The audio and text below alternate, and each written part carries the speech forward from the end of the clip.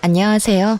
서울 근교에서 이혼을 하고 난 후 새로운 인생을 살고 있는 30대 여자입니다. 믿었던 남편과 그보다 더 믿었던 친구의 배신으로 이혼까지 하게 되었는데요. 저를 배신한 친구는 다름 아닌 남편과 저를 만나게 해주었던 친구였어요. 남편은 그 친구의 회사 동료였는데 어느 날 친구가 좋은 사람이 있다며 한번 만나보라고 하더군요. 친구야, 소개팅 할래? 우리 회사에 정말 괜찮은 사람이 있거든. 뭐 하나 빠지는 게 없는 남자야. 그러니까 한번 만나봐. 소개팅? 그렇게 좋은 사람이면 네가 만나보지 그래. 에이, 나보단 네가 더 잘 어울릴 것 같아서 그러지. 그러지 말고 한번 만나봐. 한번 만나보고 별로면 안 만나면 되잖아. 응? 친구는 부담 없이 만나보라며 저를 설득했고 전 친구의 말대로 부담감 없이 남편을 만나보게 되었죠. 그렇게 만난 남편은 친구의 말대로 정말 괜찮은 남자였어요. 다정하고 밝은 모습의 남편에게 호감이 갔고 남편 역시 저에게 호감을 보이며 연애부터 결혼까지 막힘없이 진행되었죠. 다정한 남편과 시집살이는커녕 늘 여자 눈에 눈물이 나게 만들면 자기 눈엔 피눈물이 난다고 안사람에게 잘하라고 신신당부하는 시부. 거기에다 죽고 사는 문제가 아니라면 안부 연락도 하지 말라는 시모까지. 그야말로 저희만 잘 살면 되는 그런 가정이었어요.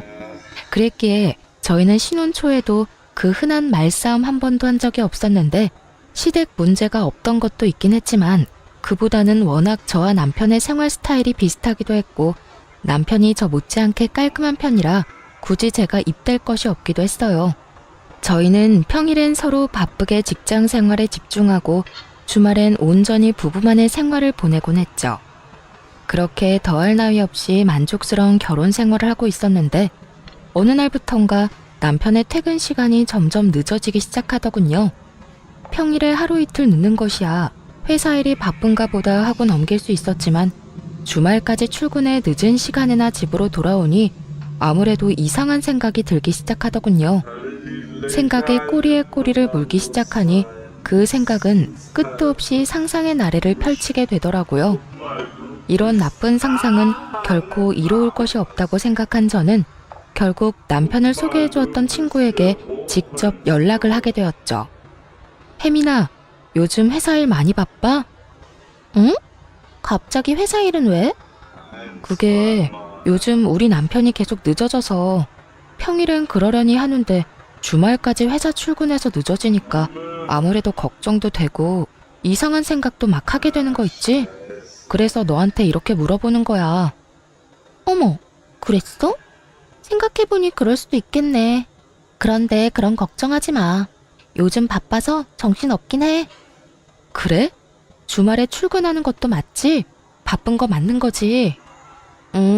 요즘 바빠. 회사에 일이 좀 생겨서 네 남편만 출근하는 게 아니고 나도 출근했어. 주말에 이게 무슨 짓인가 몰라? 하여튼 일하는 거 맞으니까 걱정하지 마. 친구는 본인 역시 주말에 출근했다며 걱정하지 말라는 말과 함께 전화를 끊었고 전화를 끊고 난 후 얼마 지나지 않아 남편이 일하는 모습을 찍은 사진까지 보내주더군요. 그 사진을 보고 나니 안심이 되며 제가 괜한 오해를 했다는 생각에 괜스레 남편에게 미안한 마음이 들었어요. 그런 마음이 들고 나니 그 후론 남편이 수상하게 느껴져도 저도 모르게 애써 그런 기분을 누르게 되더라고요. 그렇게 저의 직감을 외면하고 있는 동안에도 남편은 여전히 평일 주말 할 것 없이 더욱 바빠져만 갔고 저 역시 그런 생활들에 적응이 되어가고 있던 어느 날이었어요. 그날은 제 생일이었는데 어디에 정신을 빼먹고 사는 것인지 제 생일이란 사실을 까맣게 잊은 듯 하더라고요. 연애 시절 내내 다른 건 몰라도 제 생일엔 보온병에 미역국을 담아 챙겨주던 남편이었는데 아무리 결혼을 하고 바쁘다고 한들 생일에 대한 언급 한 번 없다는 사실이 섭섭하게 다가오는 것은 어쩔 수 없더군요. 그날 아침 결국 남편은 아침 밥상을 차려주기는커녕 제가 차린 아침밥도 먹지 않고 출근을 해버렸고 바빠서 그렇겠지라며 아무리 위안을 삼아보려고 해도 서운한 마음은 쉽사리 가라앉지 않았어요. 그렇게 싱숭생숭한 마음으로 점심시간을 맞이하게 되었고, 점심을 다 먹고 쉬고 있으니 친구에게 연락이 오더라고요. 생일 축하해, 유진아. 고마워. 역시 친구가 최고네. 매년 이렇게 잊지 않고 연락하고 말이야. 당연하지. 잊을래야 잊을 수가 없지. 오늘 아침에 미역국은 먹었어? 네 남편이 올해도 당연히 미역국은 끓여줬지? 연애 시절부터 저희 부부를 지켜봤던 친구는 당연하다는 듯 미역국을 먹었냐고 물어왔고, 전 그 순간 실망한 목소리를 감추지 못한 채 하소연을 하게 되었어요. 미역국은 무슨? 아침밥도 같이 못 먹었어. 회사 일에 정신이 다 팔려버렸는지 내 생일인 것도 기억 못하는 것 같더라니까. 바빠서 그럴 거라고 하고 생각은 하는데 섭섭한 건 어쩔 수가 없네. 그래? 난 당연히 챙겨줬을 거라 생각했는데 사실은 며칠 전에 네 남편이 휴대전화로 여자 목걸이를 신중히 고르는 걸 봤거든. 아, 저녁에 파티해주려고 하는가 보다. 정말? 목걸이를? 그래. 그러니까 너무 나쁘게 생각하지 말고 조금만 기다려봐. 그래야겠다. 그깟 선물이 뭐라고 또 마음이 풀리네. 으이구, 다 그렇지 뭐. 일단 끊고 기다려봐. 친구의 전화를 끊고 전 섭섭했던 마음이 풀리며 괜한 기대를 품게 되더라고요. 남편이 친구의 말처럼 여자 목걸이를 고르고 샀다면 그건 제 것이라 확신했기 때문이었어요. 전 기대감에 부풀어 퇴근 후 집에서 남편을 기다렸고, 하염없이 기다리고 또 기다려도 남편은 연락을 하지도 받지도 않고 집에도 오지 않더라고요. 그렇게 남편을 기다리던 저는 저도 모르는 사이 잠이 들었고, 깜짝 놀라 잠에서 깨어나 보니 아침이더군요. 언제 들어온 줄도 알 수 없는 남편의 씻는 소리가 들려오고, 그 순간 짜증이 확 치솟아 올랐어요. 그래서 씻고 나오는 남편을 향해 추궁 아닌 추궁의 말을 하게 되었죠. 도대체 언제 들어온 거야? 전화는 왜 안 받아? 그렇게 늦을 거면 전화라도 해주던가. 전화할 상황이 안 되면 오는 전화라도 받아주던가. 기다리는 사람은 생각도 안 해?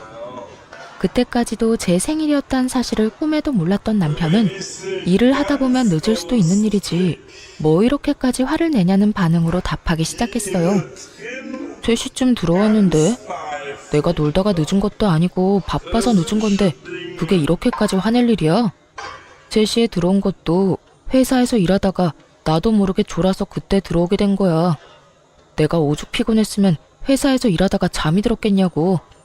바쁜 거 뻔히 아는 사람이 꼭 이렇게까지 몰아붙여야겠어? 아무리 바쁘다고 해도 마누라 생일에도 늦는 건 정말 너무하는 거 아니야? 그리고 연락 한 통 못할 만큼 바쁘다는 게 말이나 돼? 당신이 나한테 전화 한 통 할 시간에 회사가 망하는 것도 아닐 거 아니야. 그제야 남편은 제 생일이란 걸 깨달은 듯 크게 당황하며 흔들리는 눈빛으로 저를 보더군요. 여보, 정말 미안해. 내가 진짜 너무 정신이 없어서 당신 생일이란 걸 잊어버렸어. 진짜 미안. 내가 진짜 왜 그랬지? 다른 것도 아니고 당신 생일을 잊다니. 미안해. 바쁘다 보면 그럴 수도 있다고 생각은 하는데 생일이랑은 상관없이 아무리 바쁘다고 한들 연락 한 통 없다는 건 너무한다고 생각해. 사실 이해도 되지 않고 말이야. 그래, 내가 생각이 짧았어. 전화할 시간에 빨리 일 끝내고 가는 게 더 나을 거라고 생각해서 정신 빼놓고 일했던 건데 미안. 내가 너무 내 생각만 하고 당신 입장에선 생각하지 않았던 것 같네. 생일 잊은 건 진짜 너무 미안해. 됐어. 매년 있는 생일. 당신이 미안하다고 하는 순간 그건 다 풀렸어. 얼른 출근 준비해. 늦겠다. 이해해줘서 고맙고 다시 한번 너무 미안해. 남편은 거듭해서 저에게 사과의 말을 건넸지만 끝끝내 목걸이는 주지 않더라고요. 그런 남편을 보며 친구가 착각을 했나 싶기도 했지만 아무래도 수상한 기분을 지울 수가 없었습니다. 그렇게 남편에 대한 의심이 커지면 커질수록 친구에게 의지할 수밖에 없는 상황이었는데 제가 불안해할 때마다 친구가 회사 일이 바쁘다, 정말 남편도 야근 중이라며 사진을 보내주곤 했기 때문이었어요. 하지만 친구의 증언에도 불구하고 전 남편이 의심스러웠고 결국 친구와 또 의논을 하게 되었죠. 잘 지내지? 일이 바빠서 안 본 지 꽤 오래된 것 같아. 그러게. 그런데 혜민아, 나 의논할 게 있는데 너 비밀 지켜줘야 한다. 당연하지. 무슨 일이길래 비밀이란 말까지 나오는 거야? 나 아무래도 우리 남편 의심스러워서 안 되겠어. 들어보니까 흥신소 같은데 의뢰도 많이 하는 것 같던데 나도 거기에 말해서 우리 남편 뒤 좀 밟아볼까 봐. 저는 조심스럽게 말을 꺼냈고 제 말에 친구는 뭘 그렇게까지 하냐며 방귀를 들고 나서더군요. 뭐? 흥신소? 뭘 그렇게까지 해. 내가 네 남편 감시도 해주고 하물며 사진까지 찍어서 보내주는데도 뭐가 불안하고 못 믿어와서 그렇게까지 하냐는 말이야. 여자 촉이란 게 있잖아. 네가 말했던 목걸이도 나한테 주지도 않았고 매번 연락도 없이 늦는 것도 그렇고 물론 네 말이랑 네가 보내준 사진을 못 믿는다는 건 아닌데 하여튼 내 느낌이 그래. 목걸이야. 내가 착각한 걸 수도 있는 일이고 일이 정말 바빠서 늦는 거라고 그렇게 말했는데도 네가 그렇게 느낀다고 하니 내가 더 어이없는 거 알아? 내가 이런 말까지 하지 않으려고 했는데 너 약간 의부증 같은 거 있는 것 같아. 뭐? 의부증? 그래, 의부증. 그러지 않고서야 내가 그렇게나 말하고 사진까지 보내줬는데도 못 믿고 의심한다는 게 말이 안 되잖아. 다른 사람도 아닌 가장 친구인 내가 다 증언해주는데 그것조차 못 믿는다니까 나도 기분이 안 좋아지려고 해. 아, 네 말도 틀린 말도 아닌데 부부만 느껴지는 그 미묘한 느낌이 있어서 그래. 왜인지 모르게 남편이 멀어졌다는 느낌이랄까? 어딘가에 정신을 빼놓고 사는 느낌이랄까? 뭐라고 표현하기 힘든데 하여튼 그런 느낌이 자꾸 들어. 너 진짜 병원 한번 가보는 게 어때? 기분 나쁘게만 듣지 말고. 내가 정말 걱정되어서 그래. 너 그런 식으로 사람 끝도 없이 의심하다가 네 남편이 알면 어떻게 하려고 그래? 네 남편이 얼마나 너한테 실망하겠어. 자기는 가정을 위해서 그렇게나 열심히 일하고 있었는데 넌 뒤에서 엄한 오해나 하고 있었다는 사실 알아봐. 나 같으면 실망을 넘어서 너랑 살 생각이 뚝 떨어질 것 같아. 친구의 입에선 의부증이란 말까지 나오며 언짢은 기분을 숨김없이 표현하더라고요. 의부증이란 말을 들은 그 순간엔 화가 나기도 했지만 친구의 말을 가만히 들어보니 아예 일리가 없는 말은 아니란 생각이 들었어요. 친구의 말대로 남편은 열심히 일만 하는 것인데 제가 괜한 오해라도 하고 있는 것이라면 그것만큼 기분 나쁜 일은 또 없을 거란 생각이 들었으니까요. 친구가 보내준 사진도 그렇고 친구의 말처럼 정말 남편은 야근 중인 것이 확실한데 저만 혼자 남편을 믿지 못해 환장한 여자 같다는 느낌마저 들더군요. 그렇게 제가 혼자 고민에 빠져 있을 때쯤 남편은 친구에게 무슨 이야기라도 들은 것인지 평일은 여전히 늦었지만 주말엔 다시 저와 시간을 보내며 저에게 신경 쓰는 모습을 보이더라고요. 다시 찾아온 안정적인 생활에 불안감을 떨쳐내던 어느 날이었어요. 그날은 친정엄마의 생신을 맞이하여 주말에 식구들이 다 모여 밥을 먹기로 한 날이었어요. 그런데 전날까지도 아무 말 없던 남편이 당일 아침 갑자기 회사에 급한 일이 생겼다며 가봐야 한다고 하더라고요. 여보, 어떻게 하지? 나 지금 좀 가봐야 할 것 같아. 어? 지금? 왜? 무슨 일 생겼어? 갑자기 회사에 급한 일이 생겼다네. 다른 사람이 처리할 수 있는 일이면 다른 사람 보낼 텐데 내가 담당자라서 마땅히 맡아줄 사람이 없네. 거기에다 주말이니까 다른 사람한테 부탁하기가 더 그래. 하필 오늘. 어쩔 수 없지 뭐. 얼른 가봐. 내가 부모님께는 잘 말씀드릴게. 그래, 미안해. 장모님께도 죄송하다고 전해주고. 남편은 급하게 집을 나섰고 저는 그런 남편의 모습을 보며 생각에 빠졌어요. 급한 일이 있다고 전화가 온 것도 아니었고 휴대전화를 들고 가만히 앉아있다가 갑자기 급한 일이 있다며 저렇게 뛰어나가 버리니 아무래도 이상하다 싶더라고요. 이쯤 되니 정말 제가 이상한 것인지 남편이 이상한 것인지 구분이 되지 않는 상태가 되어버렸고 저는 하는 수 없이 정말 마지막이란 생각으로 친구에게 전화를 걸었죠. 매번 이럴 때마다 친구의 도움을 받는 것이 미안하기도 했고 또 한편으론 창피하기도 했지만 그만큼 오래된 친구이고 믿는 친구였기에 전화를 걸어 물어보기로 결심한 것이었죠. 그런데 전화를 받은 친구는 다 죽어가는 목소리더라고요. 너 어디 아파? 목소리가 왜 이래? 몸살인 것 같아. 열이 39도까지 올라서 떨어질 생각을 안 하네. 뭐? 39도? 열이 그렇게 심한데 그러고 있으면 어떻게 해? 너 집이지? 병원은? 조금 있다가 가려고. 도저히 혼자 갈 수가 없어서 친구 좀 오라고 했어. 그래? 다행이네. 나한테 진작 연락을 했어야지. 내가 알았으면 진작 너한테 갔을 텐데. 괜찮아. 병원 다녀오면 괜찮아질 테니까 너무 걱정하지 마. 어이구, 참도 괜찮겠다. 집에 먹을 것도 없지? 죽 시켜놓을 테니까 병원 다녀오면 꼭 챙겨 먹고 약 먹어. 응, 고마워. 그렇게 걱정스러운 마음으로 전화를 끊으려는 순간 전 듣고야 말았습니다. 나 왔어. 많이 아파? 얼마나 급하게 간 것인지 다 느껴지는 헐떡이는 남편의 목소리를 말입니다. 헉헉거리면서도 그 목소리엔 걱정과 우려가 가득해 보였고 친구가 전화를 다급히 끊음으로 인해 저는 지금 친구의 집에 가 있는 남자가 제 남편임을 확신하게 되었습니다. 100번, 1000번을 생각해도 그건 남편의 목소리였고 차분히 이게 무슨 상황인가에 대해 흥분하지 않고 생각하려고 애썼어요. 친구가 남편을 소개해줬다는 것을 배제하고 생각을 해보니 그간 이해되지 않았던 조각조각들이 맞아떨어지며 제가 친구라고 믿었던 가장 오래되고 가장 의지했던 친구가 더는 친구가 아닌 상간녀라는 사실이 와닿기 시작했어요. 남편보다 친구에 대한 배신감이 더욱 커 손발이 다 떨려오더라고요. 우선 마음을 진정시키고 친구가 눈치채지 못하게 약속했던 죽을 보내고 걱정스러운 마음이 가득한 문자를 보내주었어요.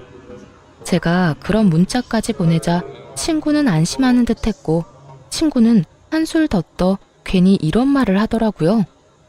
요즘 회사가 바빠서 네 남편은 오늘도 출근한 걸로 아는데 내가 아파서 큰일이네. 너 요즘 걱정도 많은데 내가 나서서 네 남편 일을 좀 도와야 일찍 퇴근도 하고 그럴 텐데 말이야.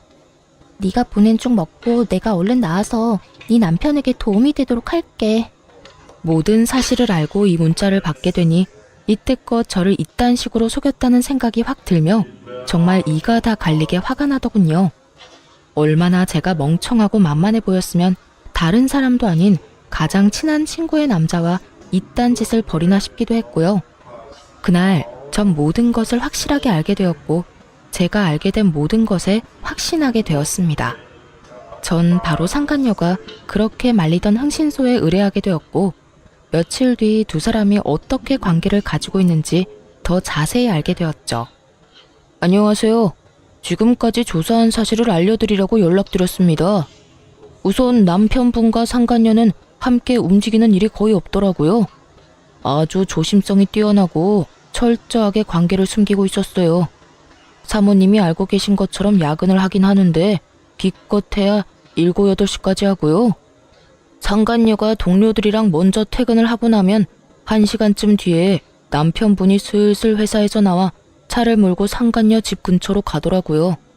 그리고는 근처에 차를 세워두고 택시 타고 상간녀의 집으로 가는 것을 확인했습니다. 어찌나 조심 또 조심하는지. 제가 이 일 시작한 지 꽤 됐는데도 쫓는 내내 긴장이 다 되더라고요.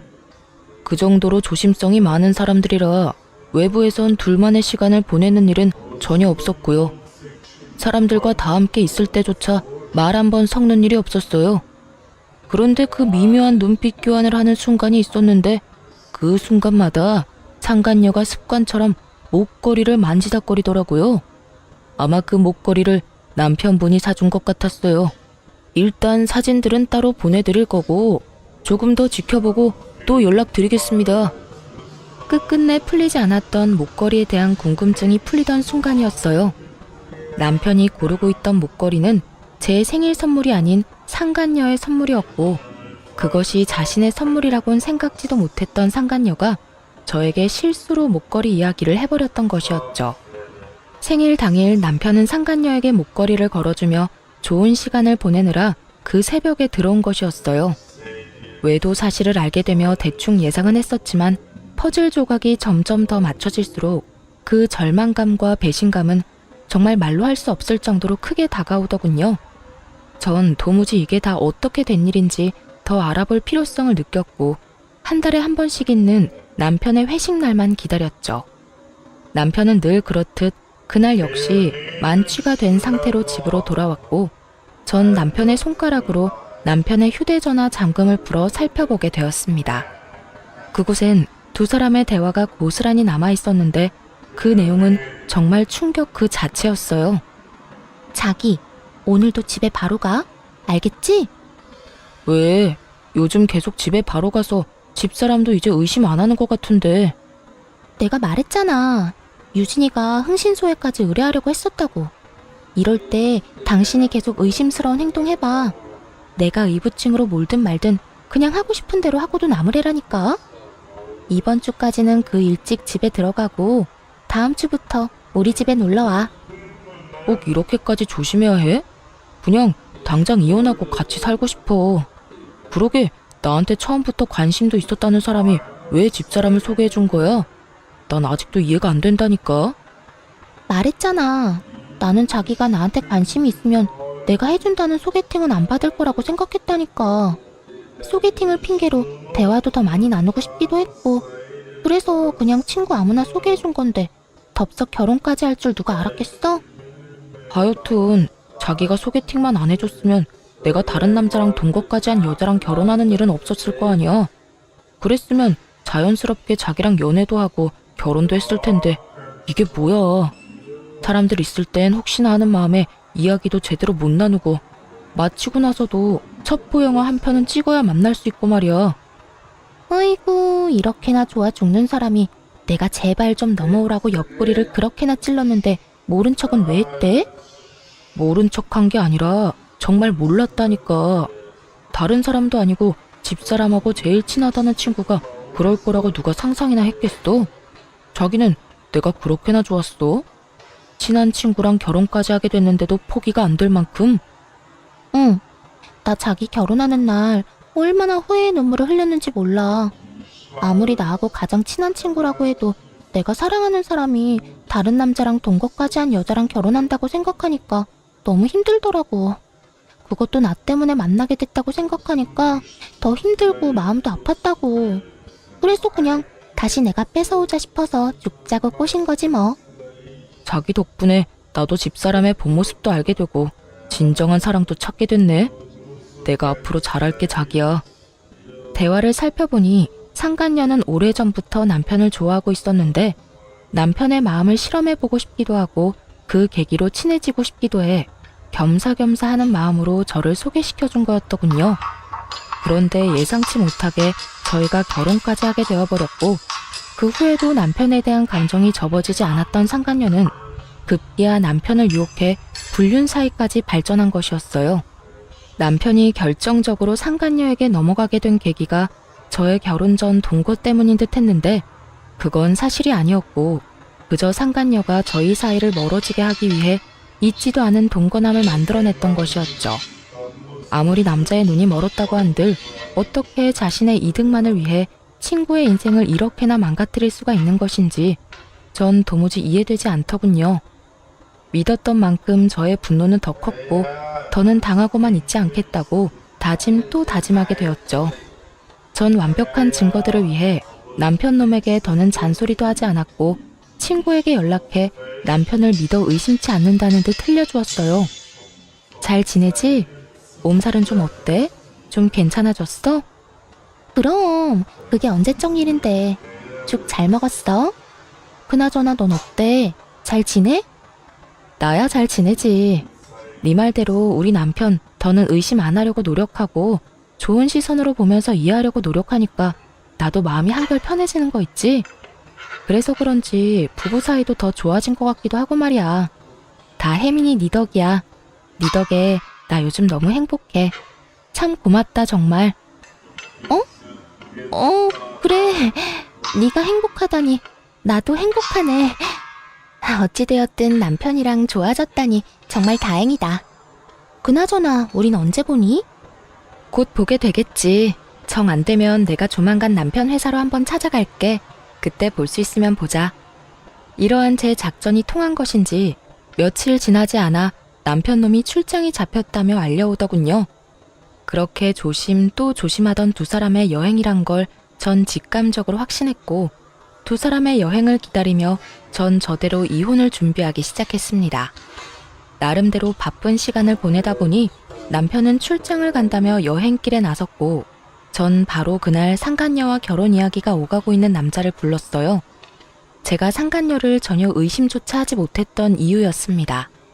저의 가장 친한 친구이기도 하지만 같은 회사에 다니고 있는, 그것도 결혼 이야기가 오갈 정도로 진지하게 만나고 있는 남자가 있는데 제 남편과 그딴 짓을 벌이고 있을 거라곤 상상조차 하지 못했던 것이었죠. 심지어 그 남자는 회사 내에서도 능력이 좋아 많은 여자들이 노리고 있다고 들은 적이 있는 남자였기에 정말 확실하게 결혼할 남자가 맞는 것인지 확인이 필요하기도 했고, 정말 맞다면 모든 사실을 알릴 필요가 있다고 생각했어요. 우선 전 제 소개를 하며 상간녀와의 관계에 대해서 물었고, 두 사람의 관계는 제 생각보다 더 진전이 된 사이더군요. 저희는 이제 상견례만 앞두고 있습니다만 혜민이 친구분께서 굳이 저한테 왜 이런 걸 물으시는지 좀 궁금하네요. 아, 죄송해요. 저도 상황이 워낙 경황이 없어서 무례를 저질렀네요.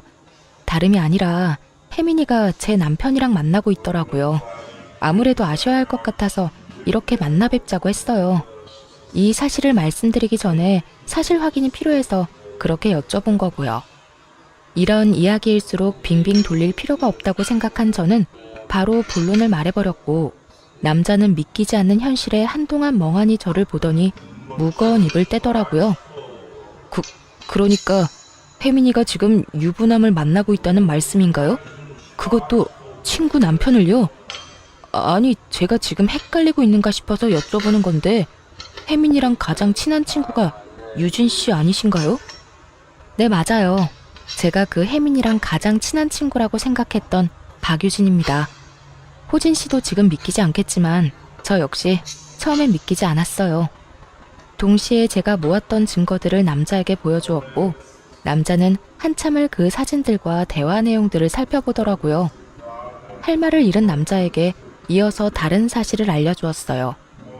혜민이 2박 3일 동안 어디 간다고 하지 않던가요? 네, 친구분 중에 다은 씨랑 여행 간다고 했어요. 아, 다은이요? 저도 잘 알죠. 그런데 해외에 살고 있는 다은이랑 무슨 여행을 어떻게 간다는 걸까요? 심지어 다은이는 지금 만삭이라 비행기 타는 것도 무리일 텐데요. 그러면 도대체 설마 그쪽 남편이랑 떠난 건가요? 네, 제 남편은 회사에서 급하게 출장을 간다고 하더라고요. 공교롭게다 2박 3일 동안 말이죠. 우연이라 하기엔 너무 맞아떨어지지 않나요? 그제야 남자의 눈빛이 거침없이 흔들리기 시작하더군요. 그 흔들리는 눈빛의 의미는 그제야 제 말을 믿는다는 뜻과 다름이 없었고, 저희는 복수라는 배를 함께 타기로 했습니다.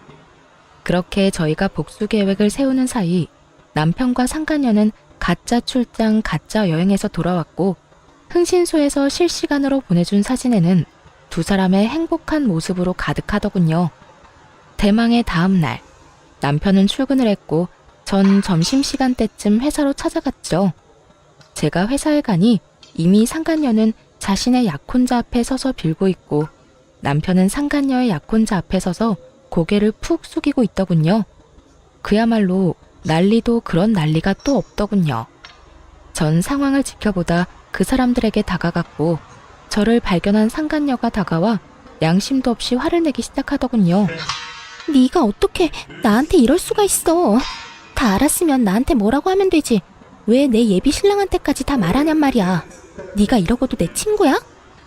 누가 누구한테 하고 싶은 말인데 낯짝도 두껍게 이런 말을 하는 상간녀를 보며 이 정도 뻔뻔하면 돼야 친구 남편이랑 놀아나는구나 싶더라고요. 저도 쏟아붓는 상간녀를 향해 지지 않고 쏘아붙여줬어요. 친구? 네가 지금 나한테 친구라는 단어를 쓸 자격이나 된다고 생각하니? 친구 남편이랑 놀아난 주제에? 애초에 내 남편이 그렇게 좋았으면 네가 갔지 왜 나한테 소개해준 거니? 이 모든 게 다 너 때문이란 생각은 안 해? 양심이 없으면 염치라도 있던가. 그마저도 없으면 눈치라도 있어서 입을 다물고 있던가. 네 입에서 나오는 한마디 한마디가 다 주옥 같아서 내가 이 상황에 웃음이 다 나오려고 한다. 나라고 두 사람이 결혼까지 할 거라고 생각하고 소개했겠어? 그리고 난 네 남편이랑 너 이혼까지 시킬 마음이 없었다고. 그저 나도 결혼하기 전에 잠시 스쳐가는 바람처럼 가볍게 만난 것뿐이라고. 가볍게 만났다는 사람들이 퇴근하고 매일같이 한 집에서 만나 시간 보내고 이번엔 출장 간다고 하면서 여행까지 다녀왔어? 네 기준엔 그게 가벼운 거니? 그것까지 어떻게... 혹시 그때 말했던 흥신소? 그게 중요하니? 어떻게 알았든 나랑 가장 오래되고 가장 친했던 친구인 너랑 검은 머리 팥뿌리가 될 때까지 잘 살아보자고 했던 내 남편이랑 불륜을 저지르고 있었단 게 제일 중요하지 않니? 그리고 네가 이혼시킬 마음이 없었다고 하면 내가 아 그렇구나 하고 이혼하면 안 돼? 이 판국의 이 상황에 어떻게 너한테 이럴 수 있냐고 물었지? 그 말 그대로 돌려줄게. 네가 어떻게 나한테 이럴 수가 있어? 그러니까 서로 이런 일 없게 네가 몰랐으면 좋잖아. 그러면 나도 아무 일 없다는 듯 결혼했으면 됐고 그랬으면 네 남편도 제자리 찾아갔을 거 아니냐고. 이제 정말 얼마 안 남았는데 왜 이제 와서 이 난리를 부리는 거야? 넌 정말 끝까지 기대 이상이네. 친구 남편이랑 놀아나면서 네 결혼은 무사히 할 수 있을 거라 생각했나 본데 절대 그렇게는 안 되지. 적반하장도 유분수로 나오는 상간녀를 뒤로한 채 상간녀의 약혼자를 바라보았고 제 눈빛을 읽은 약혼자가 상간녀에게 다가오더니 사람들 다 보는 앞에서 파혼을 선포해버렸습니다. 우리 결혼 없던 걸로 하자. 이미 우리 부모님께는 충분히 다 설명해드렸고 나 역시 마음 정리 끝난 상태야. 그러니까 더는 연락도 하지 말고 구질구질하게 찾아올 생각도 하지 마. 자기야, 그러지 말고 내 말 좀 들어봐. 나는 진짜 상견례 전까지 다 끝내려고 했어. 내가 자기 같은 남자랑 결혼하는데 왜 유부남이랑 계속 만나겠어. 정말 자기랑 결혼하기 전에 다 끝내고 우리 가정에 집중하면서 살려고 했었다고. 네가 그렇게 말하면 내가 고마워하면서 널 받아줘야 해? 어찌되었든 네가 날 만나면서 유부남을 만난 건 사실이잖아. 어찌되었든 양다리였잖아. 멀쩡한 총각도 아니고 유부남을 만났다니 더 충격적이어서 그렇지. 이러나 저러나 난 절대 양다리는 용서 못해. 그러니까 파혼하자. 약혼자는 그대로 뒤를 돌아 자리를 빠져나갔고 상간녀는 주저앉아 통곡을 하고 울더라고요. 그런 상간녀를 하염없이 바라보던 남편은 그제야 저에게 다가와 울고불고 매달리며 애원하기 시작했어요. 여보, 내가 진짜 잘못했어. 미안해. 난 정말 잠깐만 가볍게 만나고 끝내려고 했었어. 당신이랑 이혼까지 하려고 했던 게 아니라 혜민 씨 말처럼 스쳐가는 바람처럼 잠시 만나고 깨끗하게 끝내려고 했다고.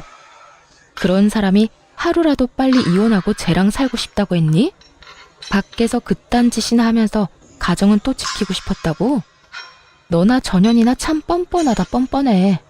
내가 얼마나 만만했으면 감히 내 앞에서 그딴 말을 할 수가 있는 거야?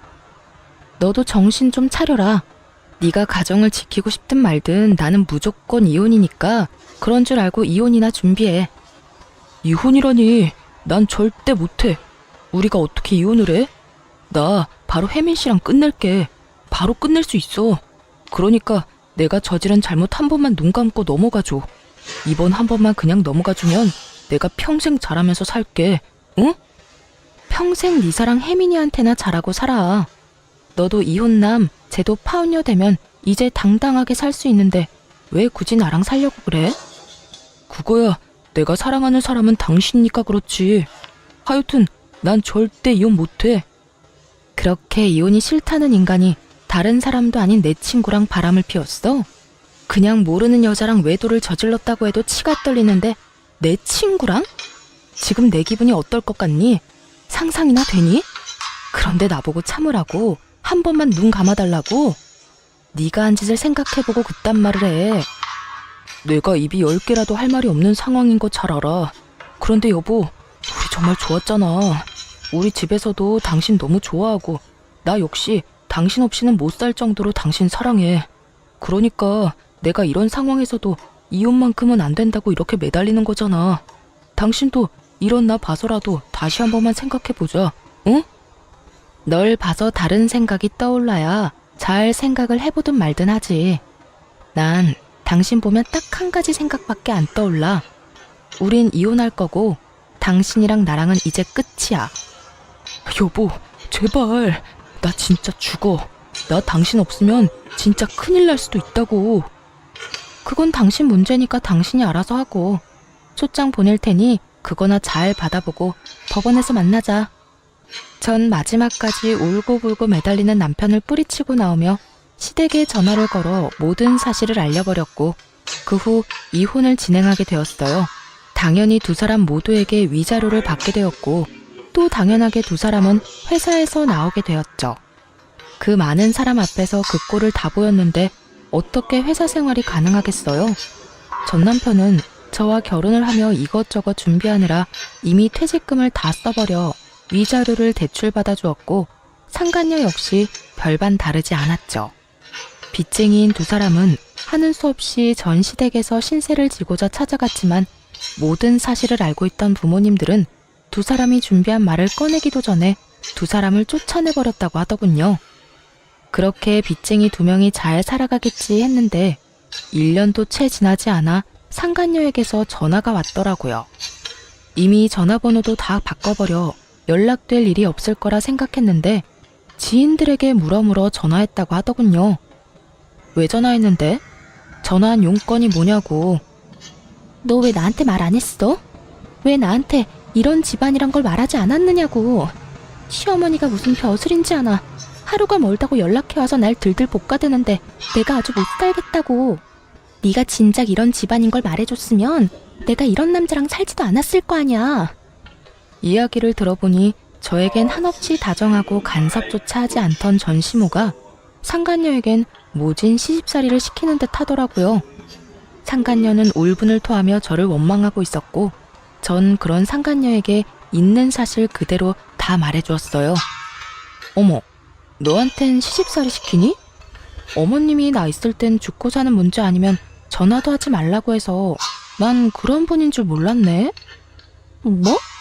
그런 사람이 나한테는 도대체 왜 그러는 거야? 그걸 몰라서 물어? 결혼 생활 잘하는 아들 이혼시킨 것도 모자라 회사까지 잘리게 만든 며느리 뭐가 예뻐서 잘해주겠어. 다 네가 저지른 죄에 대한 벌 받는다고 생각하고 달게 받아. 아니, 난 애초에 이해가 안 되는 게 그 정도도 각오 안 하고 남의 남편 뺏어갔던 거야? 파혼당하고 회사에서 잘리면 다 끝이라고 생각했던 거니? 이쯤 했으면 고함을 지르며 또 악다구니를 써야 할 상간녀가 벼랑간 펑펑 울기 시작하더군요. 도대체 왜 이러나 싶어 듣고만 있으니 상간녀는 저를 상대로 하소연을 하기 시작했어요. 네 전 남편, 그러니까 지금 내 남편 바람 피우는 것 같아. 요즘 일자리 알아본다면서 나갔다 하면 밤 12시 넘기는 건 기본이고 어떤 날엔 옷에서 여자 향수 냄새도 나. 이를 어쩌니 유진아?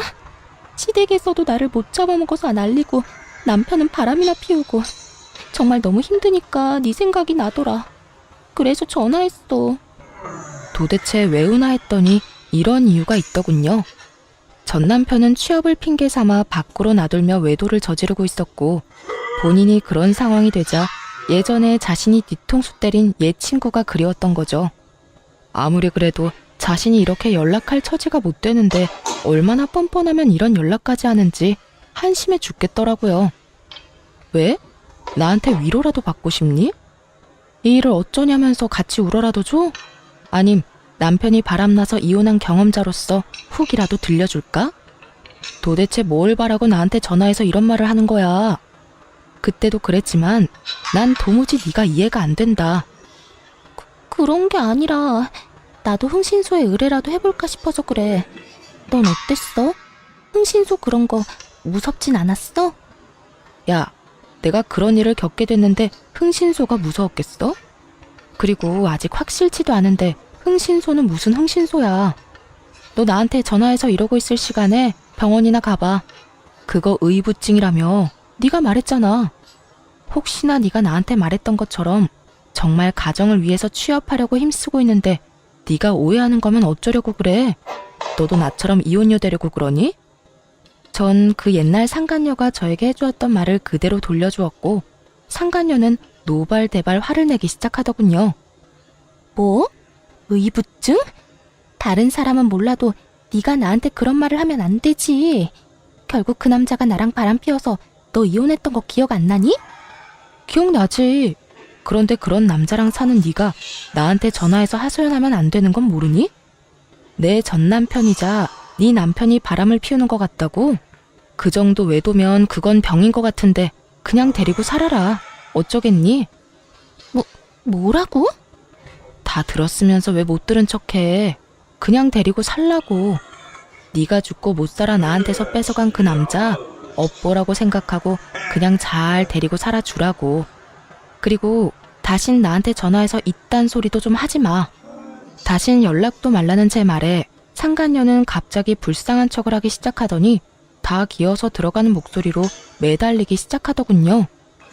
너랑 내 이야기 다 소문나서 애들이 내 이야기는 들어주지도 않아. 네 번호도 전화 10통은 넘게 돌려서 알아낸 거라고. 지금 내 상황이 이런데 내가 누구한테 하소연하겠어. 그러니까 너라도 나한테 좀 잘 대해주면 안 될까? 나 진짜 너무 힘들어서 그래. 이제 와서 친구 사이로 돌아가고 싶다는 듯 말하는 상간녀를 보는데 다시 화가 치솟아 오르더라고요. 제가 얼마나 만만했으면 지금 이딴 소리까지 뻔뻔하게 내뱉을 수 있는지. 난 너랑 다시는 연락도 하고 싶지 않아서 전화번호도 다 바꿨더니 이제 무슨 짓인지 모르겠다. 잘 대해달라고? 넌 진짜 내가 무슨 호구인 줄 아는구나. 우리 친구 사이는 이미 네가 내 남편이랑 놀아날 때 다 끝났고 난 지금도 앞으로도 너랑 연락하고 지낼 생각 없으니까 네 가정일은 네가 알아서 하고 다신 전화 끊어. 전 그대로 전화를 끊어버렸고 그 후론 상간녀에게 전화는 오지 않았지만 문자는 오더라고요. 전 남편이 한눈에 봐도 어린 여자와 외도를 저지르고 있는 사진과 함께 말이죠. 이것 봐. 내 말이 맞았어. 저 여자 22살이란다. 정말 양심이라고는 없는 인간 아니니? 어떻게 띠동갑도 넘는 여자애를 만나. 나도 이혼할 거야. 이걸 어떻게 참고 살아? 네 말대로 이놈은 병이야 병. 외도로 이혼한 놈이 재혼해서 또 외도를 저지르다니. 이게 말이나 된다고 생각하니? 상간녀는 저에게 맞장구라도 바라는 듯 물음표 가득한 문자를 보냈고 전 아무런 대답도 하지 않았어요. 그저 전 그 문자를 마지막으로 상간녀를 차단해버렸고 그들의 결말은 보지 않아도 뻔하다고 생각했습니다. 그렇게 저와 그 지긋지긋한 인연은 끝이 났고 저는 제 생활을 잘하며 잘 지내고 있어요. 이혼하고 난 후 처음엔 믿었던 친구와 사랑했던 남자의 배신이 힘들기도 했고 울기도 많이 울었는데 이젠 많이 안정된 상태랍니다. 주변도 많이 둘러보게 되었고 제 곁을 지켜주는 사람들에게 감사한 마음을 느끼고 좋은 시간을 보내고 있어요. 주말엔 산에 가기도 하고 자전거를 타고 라이딩을 하기도 해요. 아무래도 몸을 움직이는 게 잡생각 있는 데는 제일 탁월한 것 같아 시작한 것들인데 하다 보니 저에게 잘 맞는 것 같아 취미생활로 자리를 잡아버렸네요. 그것 말고도 좋아하던 그림도 다시 그리고 있어요. 심리적으로도 많이 안정되고 여러모로 좋아 한동안은 계속할 예정이에요. 요즘엔 좋은 사람도 만나 연애까지는 아니지만 자주 만나 좋은 시간을 보내고 있어요. 그 사람 덕분에 많이 웃기도 하고 많이 행복한 순간이 있기도 해요. 지금 만나는 사람에게 많은 고마움을 느끼기도 하고 저 역시 그 사람에게 행복감을 주려고 노력하며 지내고 있어요. 이렇게 잘 지내다 보면 저 역시 과거는 잊고 행복해질 날이 올 거라 믿고 있어요. 저의 사연은 끝이 났습니다. 다들 행복 가득한 하루 되시길 바라며 물러가 볼게요. 감사합니다.